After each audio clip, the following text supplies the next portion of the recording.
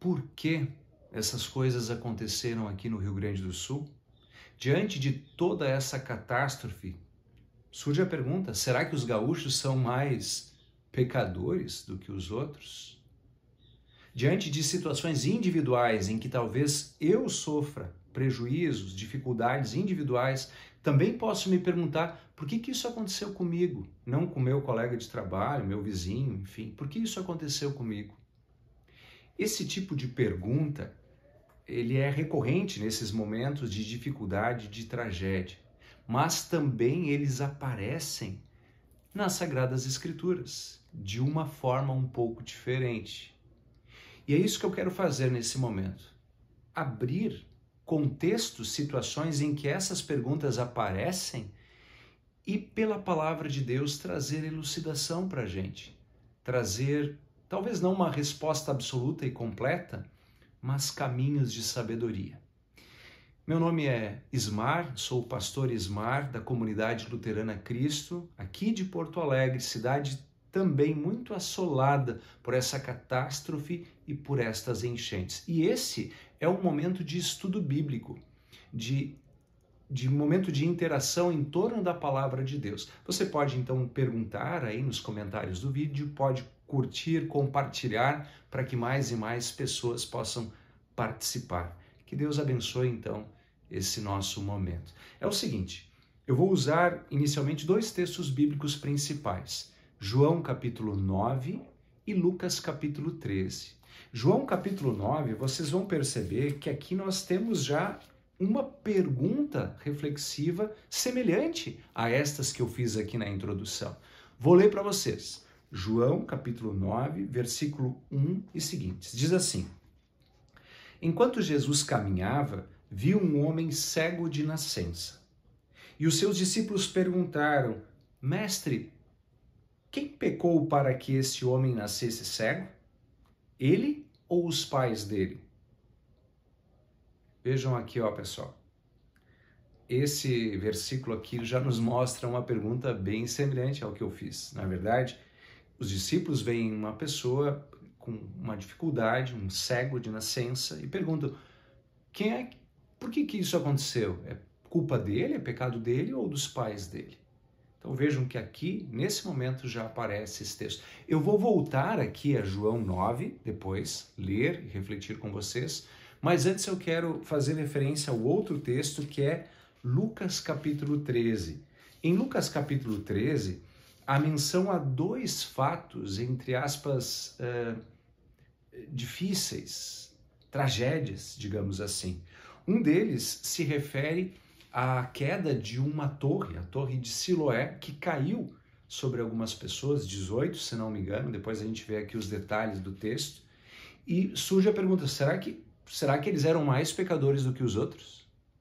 E também há uma referência a um momento violento de perseguição religiosa em que alguns foram mortos durante um culto judeu junto aos sacrifícios que eram oferecidos. O texto diz mais ou menos assim, que o sangue deles se misturou com o sangue dos sacrifícios, ou seja, foi um ato violento ordenado por Pilatos. E Jesus traz essa pergunta, os discípulos conversam sobre isso, perguntando de quem que é a culpa, por que isso aconteceu?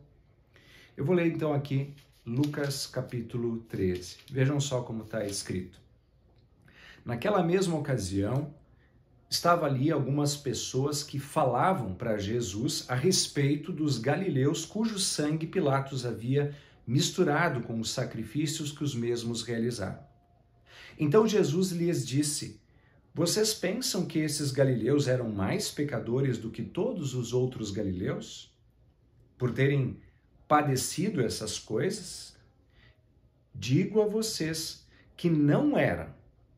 Se, porém, não se arrependerem, todos vocês também perecerão. Então veja, ó, aqui a pergunta: vocês pensam que esses galileus eram mais pecadores do que todos os outros galileus? Lembra quando eu fiz a pergunta mais ou menos assim, dizendo: por que essa catástrofe aconteceu no Rio Grande do Sul? Será que os gaúchos são mais pecadores do que todos os outros?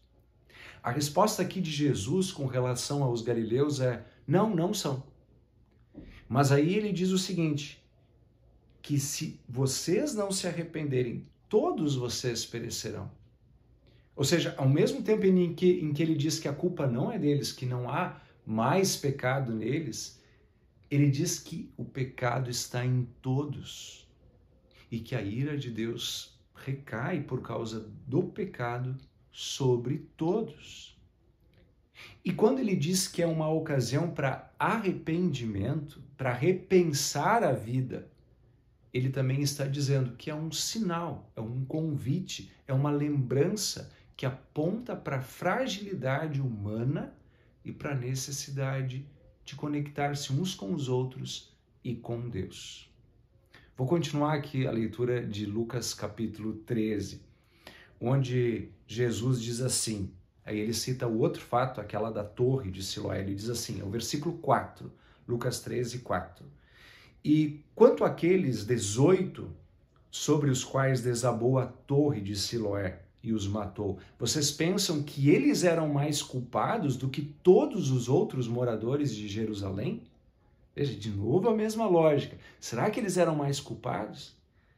E o versículo 5 diz assim, digo a vocês que não eram mais culpados, mas se não se arrependerem, todos vocês também perecerão. E esse perecer, ele não se refere a uma enchente ou a uma torre que cai sobre, mas a uma condenação que a Bíblia fala para todos aqueles que permanecem distantes da obra de Jesus, o nosso Salvador. Percebam, de uma maneira bem simples, nós temos respostas, elucidações sobre esse tema tão difícil. E aqui eu quero voltar para Lucas capítulo 9, a situação que envolve uma questão, um questionamento mais sobre um indivíduo. Por que esse indivíduo nasceu assim? Será que é culpa dele, pecado dele ou dos seus pais? Vamos ver como Jesus diz aqui. Eu vou repetir, tá? Vou repetir a leitura ali do início. Diz assim, enquanto Jesus caminhava, viu um homem cego de nascença.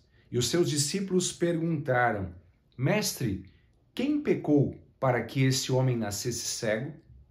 Ele ou os pais dele? Jesus respondeu, nem ele pecou, nem os pais dele. Agora vem a resposta, atentem. Diz assim, mas isso aconteceu para que nele se manifestem as obras de Deus. É necessário, diz Jesus, que façamos as obras daquele que me enviou enquanto é dia. A noite vem, quando ninguém pode trabalhar. Enquanto estou no mundo, sou a luz do mundo. Depois de dizer isso, Jesus cuspiu na terra, fez lama com a saliva e com a lama untou os olhos do cego. Então disse ao cego, vá lavar-se no tanque de Siloé.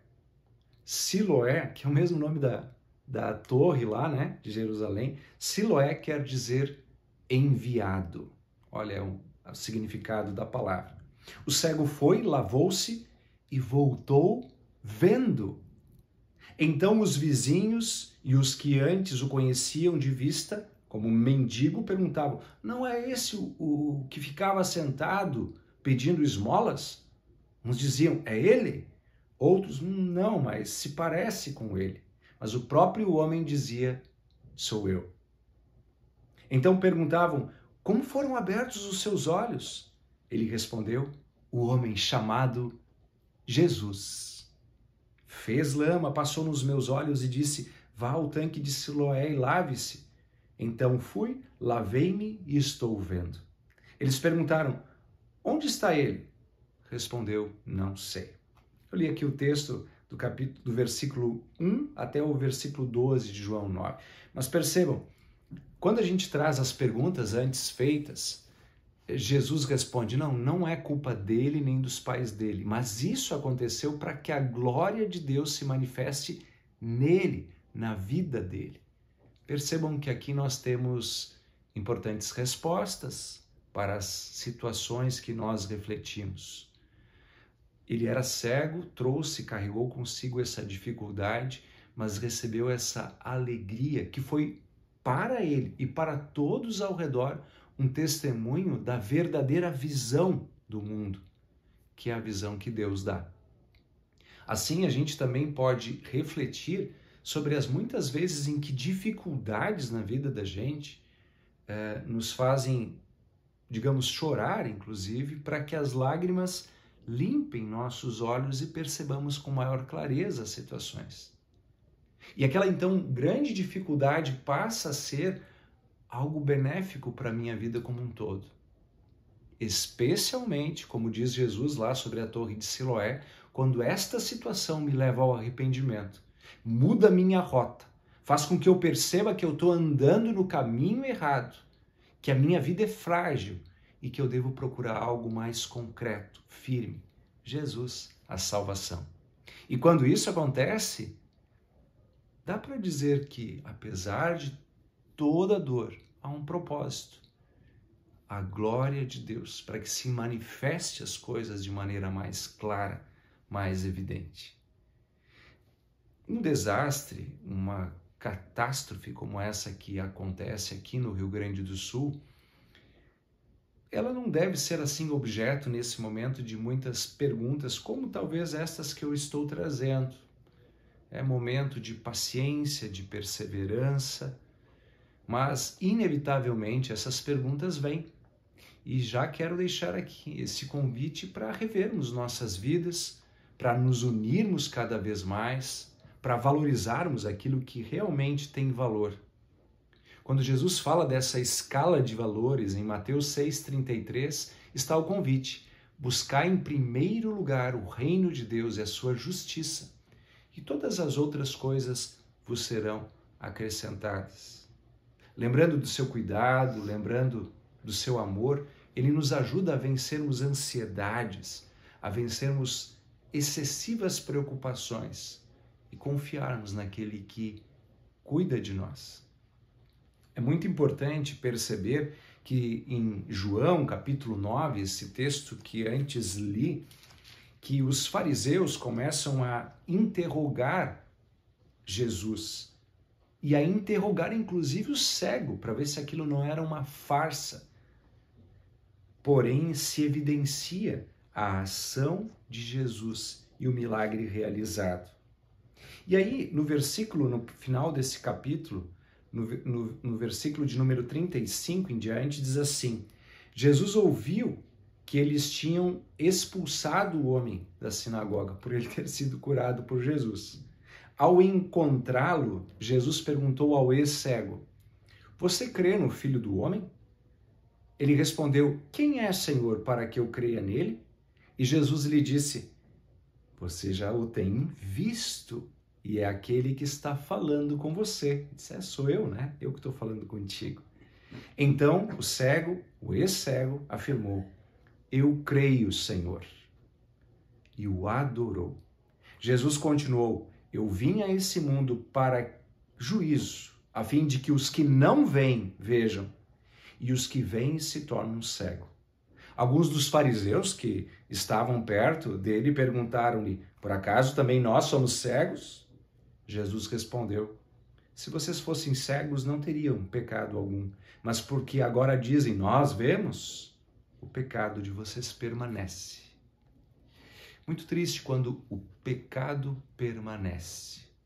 Muito difícil e triste quando diferentes experiências de vida são nos trazidas, inclusive por sofrimentos e catástrofes, e o pecado permanece e nada muda. Lembro que nos tempos da pandemia se perguntava: será que o pessoal vai ficar diferente depois? Será que vai ter aprendido algo? Tenho minhas suspeitas e lamento que parece que muitas vezes nós não aprendemos com aquilo que Deus nos coloca como aprendizado. E agora, diante de mais uma catástrofe e dificuldade, sim, é convite de arrependimento. Sempre são sinais que nos convidam a repensarmos nossas vidas, para encontrarmos um caminho, uma direção certa, uma luz. E lembrem-se, Jesus diz: eu sou o caminho, a verdade e a vida. Ninguém vai ao Pai senão por mim. Convido, através desses textos e dessa reflexão, cada um de vocês a crer no Senhor Jesus. E ainda lhes digo, você que está bastante inquieto, temeroso, você que passou por dificuldades, talvez pensando no amanhã, gente que perdeu não só a casa, mas o meio de vida, tantas inquietações. Eu quero convidá-lo a semear esperança e fortalecer-se na certeza da presença de Deus. E quero colocar junto contigo, e talvez a Igreja Cristã, porque não aqui a Comunidade Luterana Cristo, para que você entre em contato com a gente, que possamos ajudá-lo da melhor maneira. E também quero te convocar a ajudar as pessoas ao seu redor. E se eu vejo com tristeza toda essa catástrofe que está acontecendo, confesso que também sinto esperança e ânimo ao ver as pessoas se ajudando, cuidando umas das outras e também voltando o seu coração e a sua mente para Jesus. Se isso acontece, há uma resposta para aquelas inquietantes perguntas que fiz no início.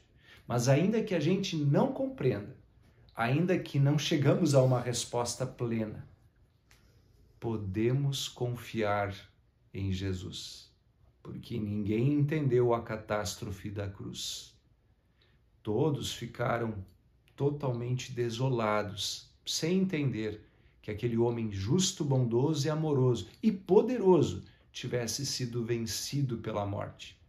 No entanto, sabemos que ele ressuscitou e dá-nos agora o dom da vida, mesmo diante da catástrofe da morte. Por isso, quer vivamos, quer morramos, quer passamos por catástrofes, enchentes ou qualquer outra situação, somos mais que vencedores em Jesus, o nosso Salvador. Ele é a resposta, ele é o sim para todas as inquietações e perguntas. Que nele possamos repousar e nos fortalecer para enfrentar os desafios do dia a dia. Que Deus assim nos abençoe. Amém. Obrigado pela participação de vocês. Quem quiser deixar a sua pergunta, o seu comentário, curtir ou compartilhar, eu agradeço muito. Até a próxima.